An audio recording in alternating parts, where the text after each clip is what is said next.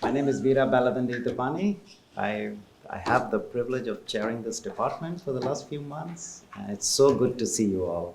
It's actually shaping up to be a fantastic fall day. So welcome to Michigan Biostatistics and to the Prospective Students Day. We have a very packed agenda. There's a lot being thrown at you. This morning, a lot of information, covering a wide spectrum of life in Michigan as biostatistics, and you'll hear a lot of perspectives, both from the students and the faculty, and about the admissions process here. And please feel free to ask any questions. We are here. There's a lot of folks around here. We have our current students. We have faculty. And the department leadership as well. So we'll try to answer as many questions as possible. So please feel free to stop us at any point. All right. So we'll give you a brief overview of Michigan. Like I said, I'm here as the chair of biostatistics, along with my colleague Dr. Kelley Kidwell, who's also a professor and the associate chair for Academic Affairs. We get this question a lot: what is biostatistics? If I had to dial back, to my undergrad, I had no idea what biostatistics was. I sort of fell backwards into this field.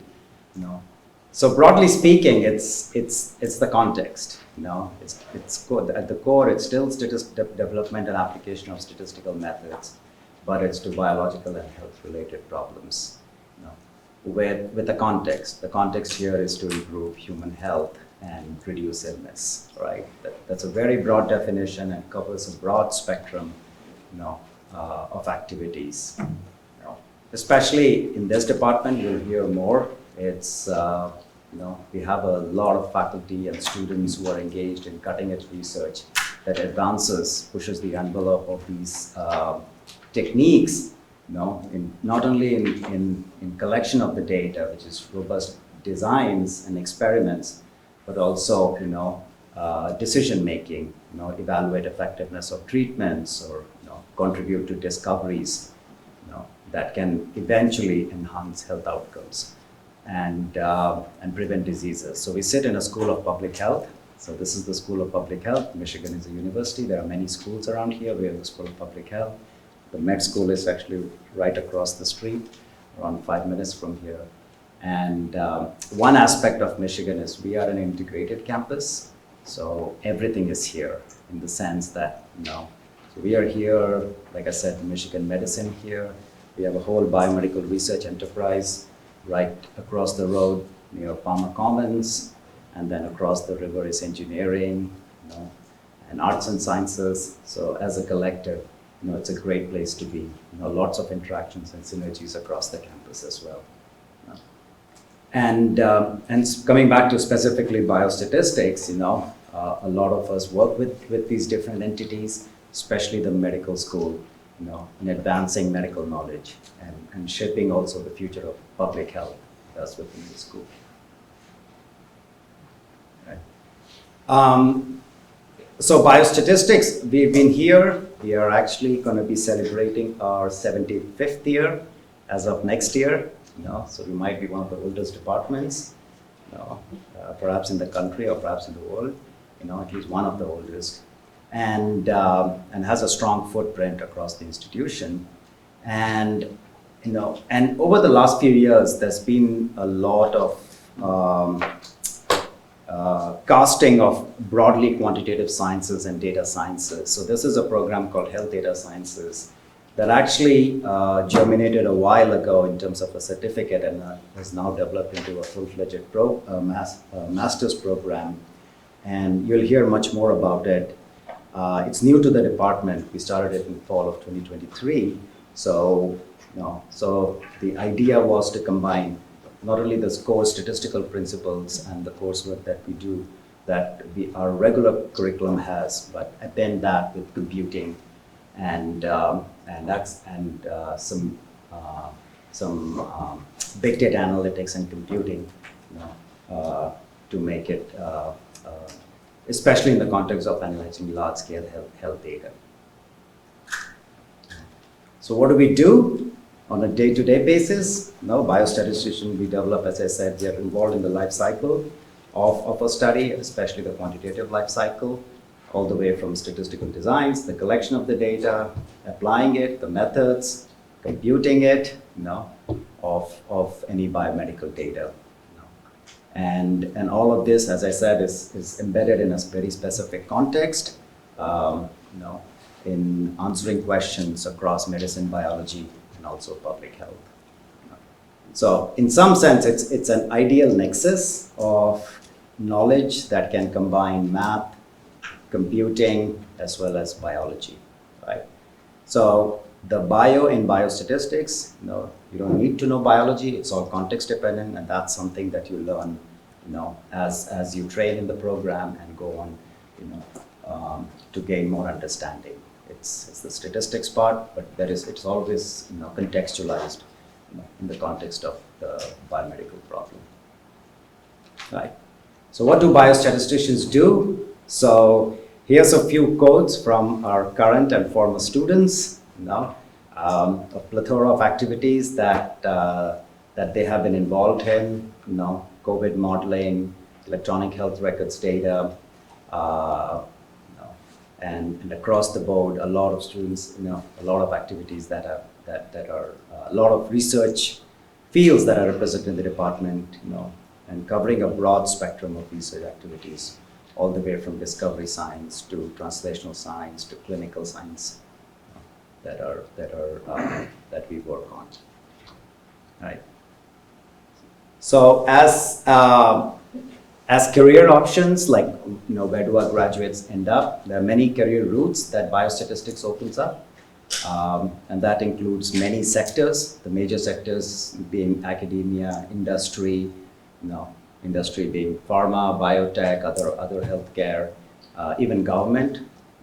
There's a lot of government employees, a lot of biostatisticians, especially the FDA, NIH, and those agencies. And here's a smattering of a few places that our graduates have ended up in.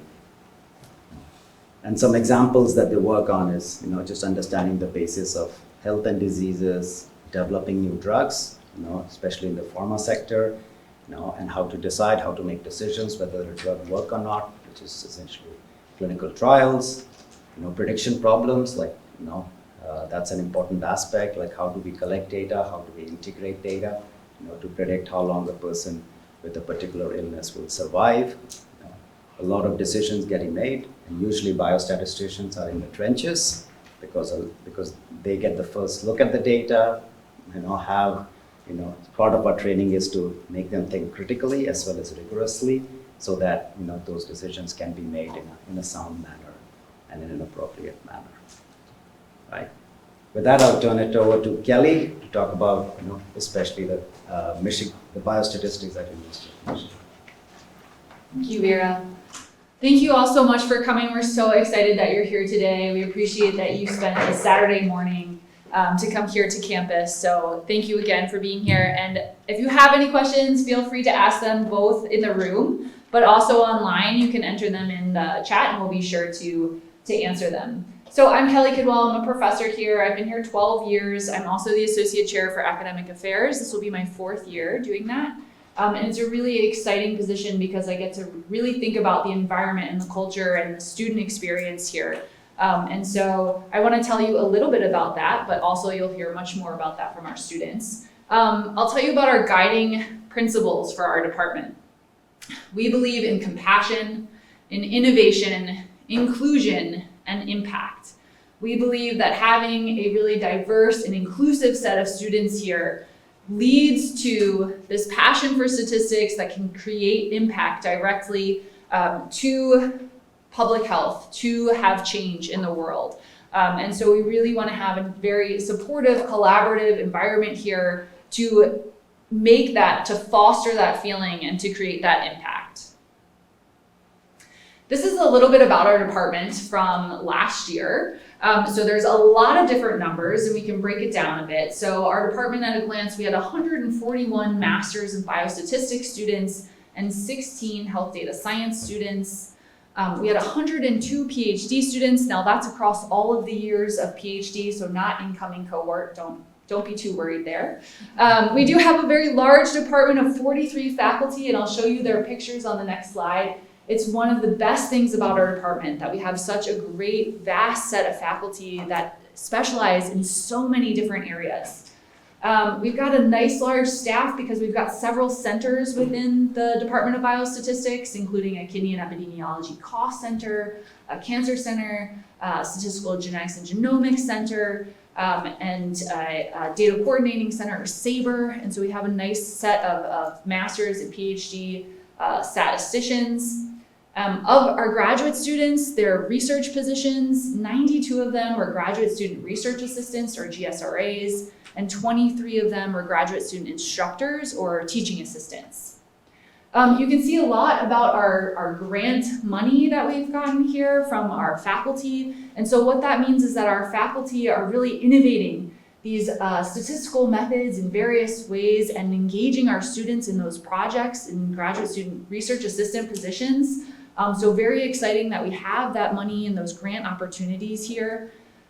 We have a lot of publications. Our faculty and our students are prolific and productive. And again, our faculty, not only are there many of them, but they're experts in what they do. And you can see that by the number of awards, the number of research grants that they've gotten. So many of our faculty are distinguished via many different awards across lots of different expert associations and academies. Again, more about our research expenditures and awards.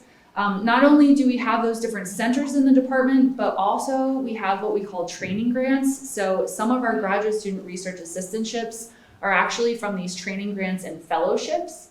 And so we have 2 training grants that are from the National Institutes of Health, and individuals who are US citizens are applicable for these fellowships. There's one in cancer, and there's one in statistical genetics. And so if you're interested in those, you might hear a little bit more about them later, but also I would recommend that you would include that in your statement of purpose if you're interested in those 2 fellowships. And you can find out more either today by asking or from our website. And then finally, not only are we amazing in research, right, we're also really great. Our faculty are really phenomenal in teaching as well. So the quality of the courses, the quality of the teaching and the coursework that you're gonna get here is really quite excellent. And so we like to show that off in this Michigan Biostatistics at a Glance, because you can get a sense of the fact that we're not only excelling in research, and also we have this large student body, but we're productive, we're prolific, and we're really focused on education as well. So we've got a really nice diverse set of individuals in our department across the world. Many of our students are from China. You can see that's our largest number of students, but we also have students from the US, we have students from India, we have students from South America, we have some students from Africa. So we're trying to broaden this as well. We'd love to see more lit up around this map. So invite your friends to our department. We'd love to see more applications and get more diversity here, but we do still have many perspectives, many different perspectives from around the world. And again, that really is going to help our inclusive and diverse set of science and skills that we can get out of this. So, and create more impact around the world. So here's that large group of faculty that we have. We have a core set, over 40 faculty, and then we also have individuals who are faculty across multiple departments. So some faculty are both in bioinformatics and also in biostatistics, or computer science, or statistics, or the Institute for Social Research. So a lot of joint faculty that helps connect our students to other departments around campus. We have adjunct biostatistics faculty. Those are also faculty who may be faculty somewhere else in a different department or different school, or even different university. And then we've got several experienced faculty emeritus who still come by and shed their wisdom on all of us. We're so grateful for them. So we just want to know that this is a really supportive environment. We're trying to help you. We want you to not just survive as a student, but to thrive. And we have several ways in which we do that. We have a really robust student services program and also academic advising. Once you come into our department, you are matched with an academic advisor as a master's student and as a PhD student. We also have computing support. So we have 2 individuals in our department who are dedicated to computing. One really about the cluster computing or big computing, and one who's dedicated to like R packages, software, applets, and the development of those. And those are not only available to faculty, but they're also really there for the students, and they put on workshops that are very informative and helpful. We have this amazing position that I think is very unique to our department and also to the university. It's called a Wellness and Inclusion Advocate.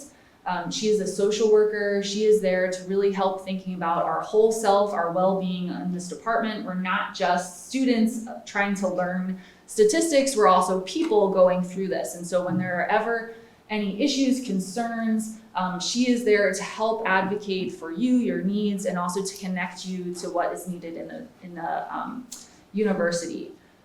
And then we also really focus on diversity, equity, inclusion. We have a committee within our department. It is a big mission of the University of Michigan, and we are very much invested in that.